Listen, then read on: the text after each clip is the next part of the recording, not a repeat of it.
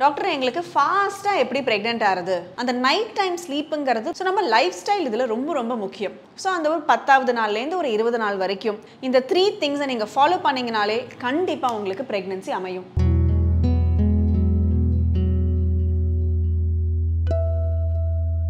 வணக்கம், நான் டாக்டர் மீனாட்சி பாலசுப்ரமணியன், மகப்பேறு மருத்துவர் ஃப்ரம் கிரியா விமென்ஸ் கிளினிக் இன் அடையார். இந்த ஃபாஸ்ட் பேஸ் லைஃப்பில் எல்லாருக்குமே எல்லாமே ஃபாஸ்ட்டாக செய்யணும். ஸோ அது ரொம்ப காமனாக வர டவுட் என்னென்னா, கன்சல்டேஷனுக்கு வரும்பொழுது டாக்டர் எங்களுக்கு ஃபாஸ்ட்டாக எப்படி ப்ரெக்னென்ட் ஆகுது அப்படிங்கிறது தான். ஸோ அது குவிக்காக நம்ம அதுக்கு முண்டான 3 விஷயம் என்னங்கிறத நம்ம இப்போ பார்க்கலாம். ஃபஸ்ட்டு விஷயம் அதில் என்னென்னா, நீங்கள் ப்ரெக்னென்சி பற்றி யோசிக்கிறத நிறுத்திடுங்க. என்னடா அது இந்த டாக்டர் ஃபாஸ்ட்டாக ப்ரெக்னென்ட் ஆகிறது என்னென்னா, ப்ரெக்னென்சி பற்றி யோசிக்காதுங்கிறீங்கன்னா அதுதான் இருக்கிறதுலையே பெஸ்ட் மெடிசன். நம்ம எதை பற்றி ரொம்ப யோசிச்சுட்டே இருந்து ரொம்ப டைமிங்கோட நம்ம ஒரு ப்ராஜெக்ட் ப்ரெக்னென்சி அப்படின்னு ஒரு டெட்லைனோட வச்சுட்டு நீங்கள் அதை ஒரு எடுத்தீங்கன்னா ப்ரெக்னென்ட் ஆகிறத விட ஸ்ட்ரெஸ் தான் அதிகமாக ஆவீங்க, ப்ரெக்னென்சி ரொம்ப கஷ்டமாயிடும். பாதி பேர் யார் ப்ரெக்னென்சி பற்றி யோசிக்கிறதே கிடையாதோ அன்பிளான்ட் ப்ரெக்னென்சிஸ் தான் இப்போ நிறைய ஜாஸ்தி ஆகிடுச்சே தவிர பிளான்டு ப்ரெக்னென்சிஸ்னு வந்துட்டாலே எல்லாருக்குமே டென்ஷன் தான் பாக்கியாக இருக்குது இப்போல்லாம். ஸோ ப்ரெக்னென்சி பற்றி யோசிக்காமல் ஒரு normal regular healthy sexual life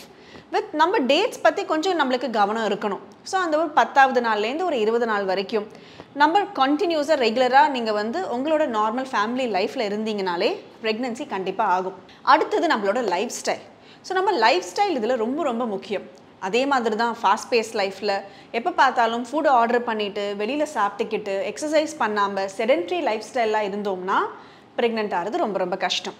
இது மேலுக்கும் சரி ஃபீமேலுக்கும் சரி. பாதி நேரத்தில் பார்த்தீங்கன்னா ஹஸ்பண்ட்லாம் ஒய்ஃப் பற்றி கம்ப்ளைண்ட் பண்ணிகிட்டு இருப்பாங்க, ஆனால் அவங்க ஹெல்த்தியாக சாப்பிட்றாங்களான்னு கேட்டால் அது இருக்காது. ஸோ ஹஸ்பண்டாக இருக்கட்டும் ஒய்ஃபாக இருக்கட்டும் ஹெல்தி ஈட்டிங் ரொம்ப முக்கியம். அதே மாதிரி எக்ஸசைஸ் ரொம்ப முக்கியம்.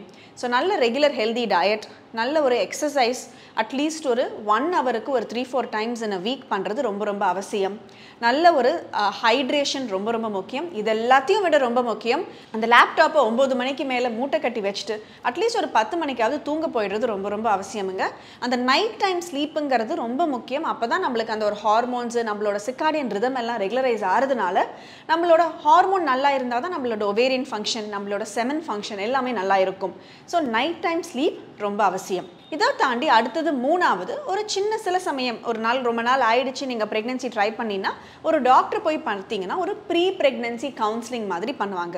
அதாவது உங்களோட பேசிக் பிளட் டெஸ்ட்டு, உங்களோட தைராய்டு எல்லாம் நார்மலாக இருக்கா, உங்களுக்கு சுகர்ஸ் ஏதாவது ப்ராப்ளம் இருக்கிற மாதிரி இருக்கா, இல்லை வேறு எதுவும் இஷ்யூஸ் ஏதாவது ஒரு விட்டமின் டிஃபிஷியன்சிஸ் மாதிரி ஏதாவது இருக்கா அப்படிங்கிறத அவங்க பார்த்துட்டு அதுக்கு உண்டான ட்ரீட்மெண்ட்டை பண்ணும்பொழுது நம்மளுக்கு ப்ரெக்னென்சியும் நம்மளுக்கு குவிக்காக நடக்கிறதுக்கான சான்ஸ் இருக்கும். அதே மாதிரி அவங்க ஃபாலிக் ஆசிடும் ஸ்டார்ட் பண்ணுவாங்க, அதுவும் ரொம்ப முக்கியம்.